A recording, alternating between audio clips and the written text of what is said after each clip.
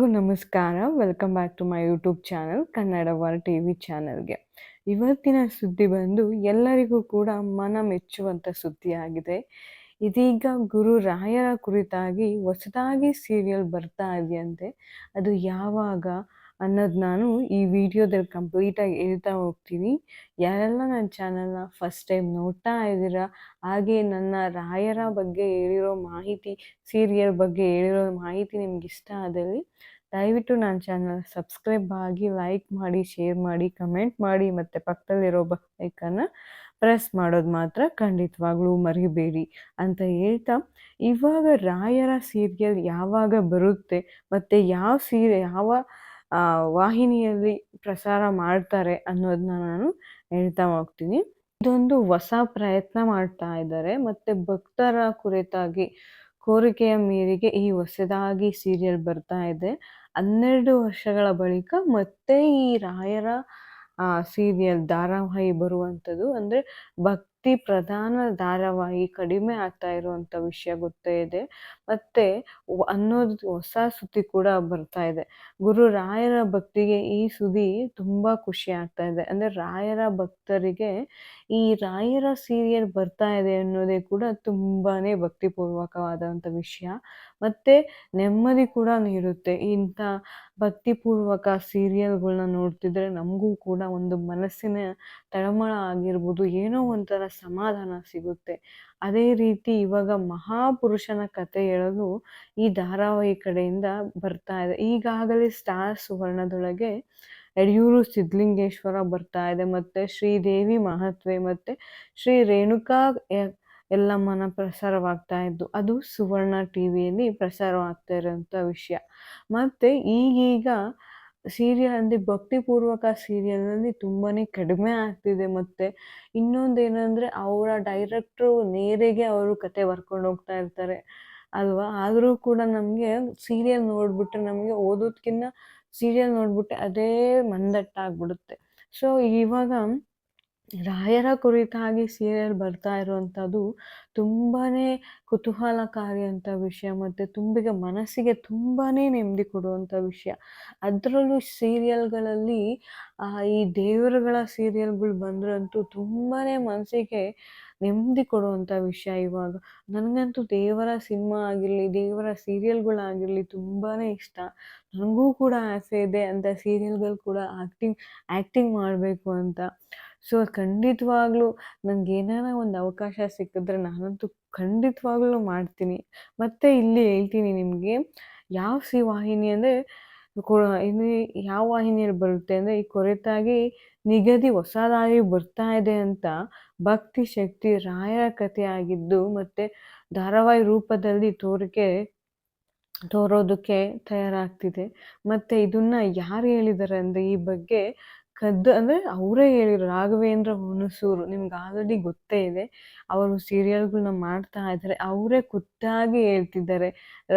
ರಾಘವೇಂದ್ರ ಹುಣಸೂರು ಅಂತಂದ ತಕ್ಷಣವೇ ನಿಮ್ಗೆ ಗೊತ್ತಾಗಬೇಕು ಯಾವ ವಾಹಿನಿಯಲ್ಲಿ ರಾಘವೇಂದ್ರ ಹುಣಸೂರು ಅವರು ಬರ್ತಾರೆ ಅಂತ.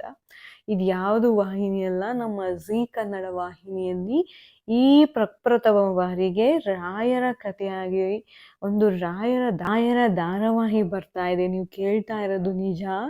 ಝೀ ವಾಹಿನಿಯಲ್ಲಿ ರಾಯರ ಸೀರಿಯಲ್ ಅಂತ ಬರ್ತಾ ಇದೆ. ಅಂದರೆ ರಾಯರ ಆರಾಧನೆಯವರಿಗೆ ಕುರಿತು ಈ ಧಾರಾವಾಹಿ ಅನ್ನೋದು ರಾಯರ ಹುಣಸೂರು ಅವರ ಕನಸಾಗಿದೆ. ಅವರು ಕೂಡ ರಾಘವೇಂದ್ರನ ಹೆಸರಿಕೊಂಡಿದ್ದಾರೆ.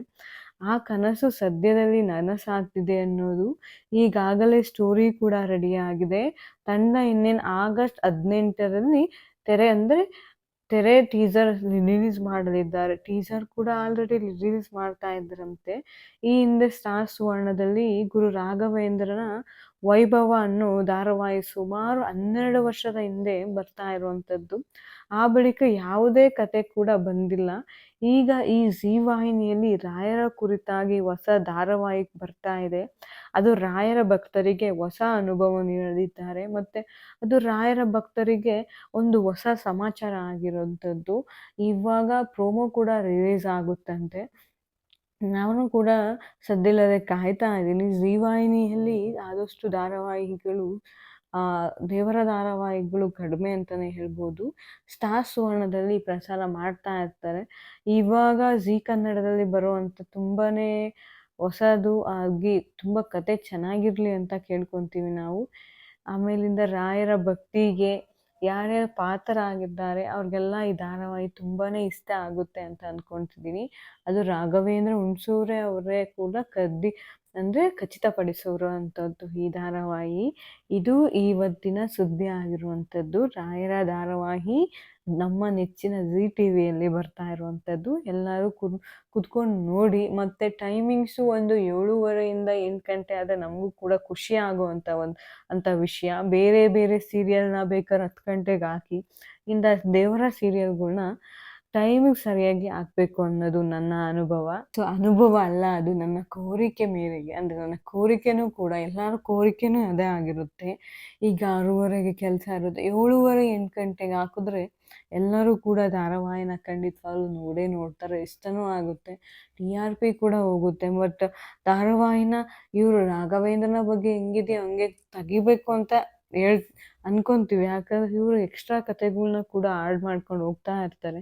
ಸೊ ಈ ರೀತಿಯಾಗಿ ಧಾರಾವಾಹಿ ಬರಲಿ, ಧಾರಾವಾಹಿನ ಎಲ್ಲರೂ ನೋಡೋಣ, ಖುಷಿ ಪಡೋಣ. ರಾಯನ ಕೃಪೆಗೆ ನಾವು ಕೂಡ ಅವರ ಪಾತ್ರ ಆಗೋಣ, ನಾವು ಕೂಡ ಭಕ್ತರಾಗೋಣ. ರಾಯನ ಬಗ್ಗೆ, ರಾಘವೇಂದ್ರನ ಅವರ ಬಗ್ಗೆ ತಿಳ್ಕೊಂಡು, ದೇವರ ಬಗ್ಗೆ ತಿಳ್ಕೊಂಡು ಅಂತ ಹೇಳ್ತಾ, ಇದು ನನ್ನ ಪುಟ್ಟ ವಿಡಿಯೋ. ರಾಘವೇಂದ್ರ ಸ್ವಾಮಿಯ ಒಂದು ಧಾರಾವಾಹಿ ಬರುತ್ತಿದೆ ಅಂತ ನನಗೆ ಅಪ್ಡೇಟ್ ಸಿಗ್ತಿದ್ದಂತೆ ನನಗೆ ತುಂಬ ಖುಷಿಯಾಗಿ, ಆ ಕ್ಷಣನೇ ನಾನು ವಿಡಿಯೋನ ನಿಮಗೆ ತಿಳಿಸ್ಬೇಕು, ಮಾಡಬೇಕು ಅಂತ ಮಾಡ್ತಾ ಇರುವಂಥದ್ದು ಈ ವಿಡಿಯೋ.